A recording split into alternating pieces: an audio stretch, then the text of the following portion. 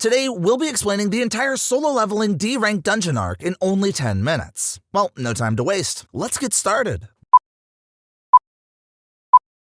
We begin the story with Sung Jin Woo, an E-rank hunter who is only slightly stronger than your average human. Since he isn't particularly strong, he is always close to visiting Hades in the afterworld whenever he enters a dungeon. Despite putting his life at risk, he is just barely able to afford to pay his sick mother's medical bills with what the guild pays him. At the dungeon site, Hunter Kim Sang-shik is greeted by Hunter Bak, who is surprised to see him, considering that Hunter Bak had retired from being an active hunter. Mr. Bak tells him that he needs money as his wife is pregnant with their second child. Mr. Bak then goes on to say that he is worried he would fall behind since he wasn't even good enough in the first place, and has probably gotten worse after he took a break. As he is talking, Jin Woo arrives at the dungeon site to play another game of Russian roulette. Curious that everyone seems to be greeting Jin Woo, Mr. Bak asks Kim Sang-shik if Jin Woo is a very strong hunter, as everyone looks happy to see him. Kim Sang-shik laughs and tells him that Sung Jin Woo is an E-rank, and considered to be the world's weakest hunter, because he gets injured even in E-rank dungeons. Lee Ju-hee, a B-rank hunter, shows up screaming at Jin Woo, asking why he is hurt again. Jin Woo tells her that he got hurt raiding an E-rank dungeon, and since the other hunters' ranks were higher and the dungeon wasn't hard, they didn't bring a healer with them. That is why he looks pathetic. Hunter Song Chi-yul calls everyone to get together, stating that they will soon be entering the dungeon, and asks if everyone is okay with him leading the group as a leader. Everyone okays his decision, and they head in. Inside the dungeon, Jin Woo once again is the only one to be injured, prompting Ju-hee to patch him up. While the other hunters kill off the remaining monsters, Ju-hee asks him why he doesn't just quit being a hunter. A clearly embarrassed Jin Woo gives a flimsy excuse, telling her he does it for fun, but Ju-hee doesn't buy it. We are treated to a little info on how they make money from killing monsters in dungeons, courtesy of Hunter Song Chi-yul.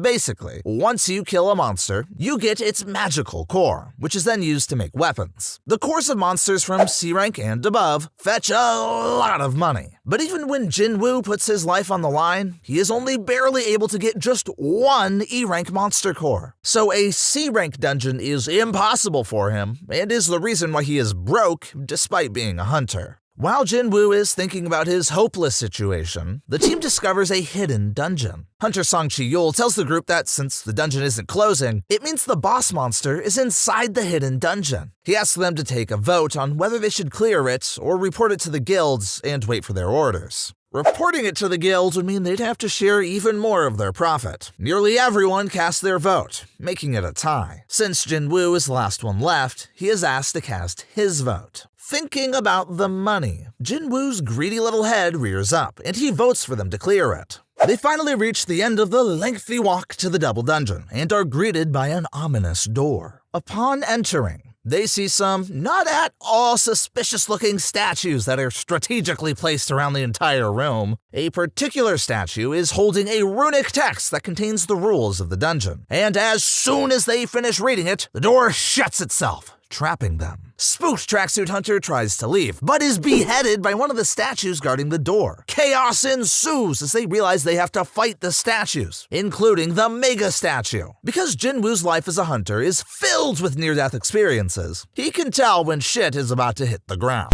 His instincts kick in, and he warns everyone to duck immediately. The Mega Statue shoots beams out of its eyes, killing a hunter whose face we never get to see, and frying Hunter Song Chi-yul's right arm. With Ju-hee emotionally knocked out and unable to be useful, Hunter Song Chi-yul has no choice but to tie the wound with a bandage. Testing his brand new theory about the statues and the rules from earlier, Jin Woo discovers that as long as you don't exceed a certain height level, the Mega Statue will not attack you. He deduces that they need to first worship the statue, praise it, and then prove their faith, just like the rules say. So they all bow to it, and it gives them the creepiest smile I have ever seen. And I've seen some creepy shit. Thinking that's all there is to it, they start celebrating. The Mega Statue shatters their joys once it gets up and begins menacingly moving towards them. Frantic, Jin Woo suggests they praise it. Choir Hunter gives it a shot, since he used to sing in church. But the mega statue is unimpressed and squishes him to death under its feet. Everyone is freaked out after that and starts running around like chickens. A female hunter is next to die, as she too is squished by the mega statue. Just as poor Mr. Bach is thinking of his lovely family,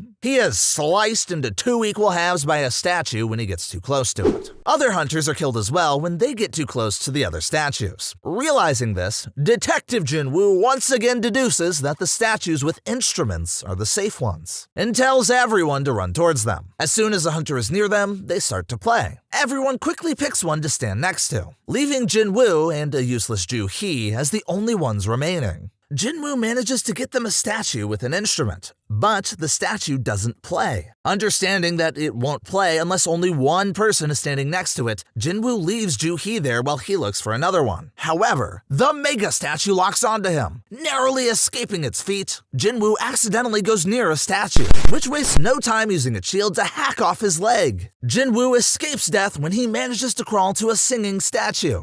Ju-hee tries to heal him, but he is in no shape to be of much help. Feeling dejected that only 6 of them are alive out of the 19 who initially entered the dungeon, Kim Sang-shik blames Song Chi-yul for everything that went wrong, as if they hadn't voted. While the bickering is going on, the mega statue summons an altar for them to prove their faith. Feeling that the statue wants them to sacrifice someone, Kim Sang-shik politely tells Song Chi-yul to offer himself up. Song Chi-yul agrees, feeling guilty about the death of the other hunters. As soon as he steps up to the altar, a strange fire lights up next to him. Confused about why Hunter Song Chi-yul doesn't die, Jin-Woo asks the other hunters to help him to the altar. Once they reach it, 3 flames light up. The rest join them, since it looks like the trial will not start until everyone is at the altar. Once they all reach the altar, the entrance door, or in this case, the exit door, opens up, and the other statues slowly begin to make their way towards them, only moving closer if everyone takes their eyes off them. Too afraid of what next might happen, the other female hunter makes a run for it, safely escaping from the dungeon, leaving everyone surprised. Although once she leaves, a flame is extinguished. Detective Jin-Woo does the maths and realizes that this is a trap, as the door closes a bit when a red flame goes out. Another hunter abandons them, leaving only Jin-Woo, Ju-hee, Song Chi-yul, and Kim Sang-shik. Even though Jin-Woo tries to tell them that they would be able to leave once the blue flame goes out, Kim Sang-shik tells Jin-Woo that he is thankful to him, but that he is too scared that Jin-Woo might be wrong. So he takes his chance of getting out alive and runs out as well. With all hope of getting out alive gone, Hunter Song Chi-yul tells Ju-hee and Jin-Woo to run away and leave him behind. However, Ju-hee's legs give out from mana exhaustion, and she is unable to carry Jin-Woo out of the dungeon. Because of this, Jin-Woo offers to be the one left behind, so that Hunter Song Chi-yul can carry Ju-hee out. Ju-hee tries to object, but Song Chi-yul karate chops her unconscious, thanking Jin-Woo before he leaves. Once they leave, the statues finally reach Jin-Woo, who picks up a discarded sword in a last attempt to put up a fight. The statues brutally attack him, and just before the last blow is struck, a strange system appears before his eyes, pausing the execution. It tells him that he has passed the Courage of the Weak test and has earned the right to become a player. However, if he doesn't accept, he will die. Naturally, since he doesn't want to die, Jin-Woo accepts and becomes a player. If you like this video, do leave a comment, and don't forget to like or subscribe to the channel so you don't miss the next arc of Solo Leveling.